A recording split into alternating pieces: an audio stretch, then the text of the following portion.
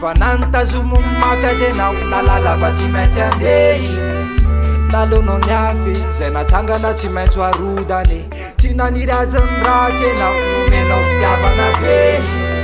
natianao atsambo eny aminazy ny fonao torovany mbola te atody azy anao nefa tsy navoky azy anao ka lasa ntaky mpapetrano afizy azonony ana te mba apody azy anao mbola manofy azy anao hoe hoanilanao ny apitso amlera za ifoazana fanofy ny anareo izy ko mpandalo alefasine ira ozy ratoy anao matsiaro tataranareo zay miara anareo zay rehetra nomenao anazy fonisiko mbola teo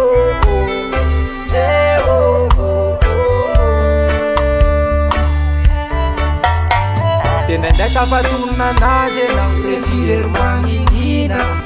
la tsiary vo mafy fa natao ny fandalovana ka tafatombona ho azy anao tomany teo ampandrina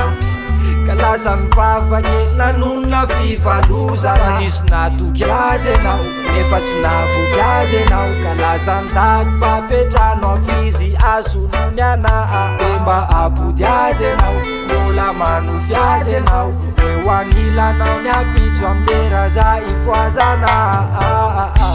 fanofy ny anareo izy ko mpandalo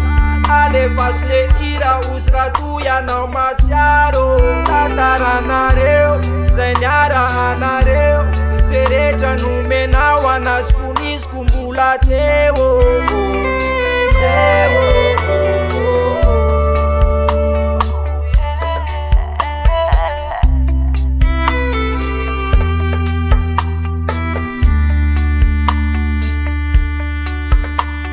fa nantazomo mafy azy anao nalala fa tsy maintsy andeha izy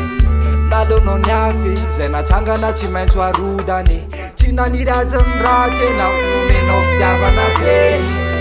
natianao atsambo eny aminazy ny fonao torovany mbola te atody azy anao nefa tsy navoky azy anao ka lasa ntaky mpapetrano afizy azonony ana te mba apody azy anao mbola manofy azy anao hoe hoanilanao ny apitso amlera za ifoazana fanofy ny anareo izy ko mpandalo alefasine ira ozy ratoy anao matsiaro tataranareo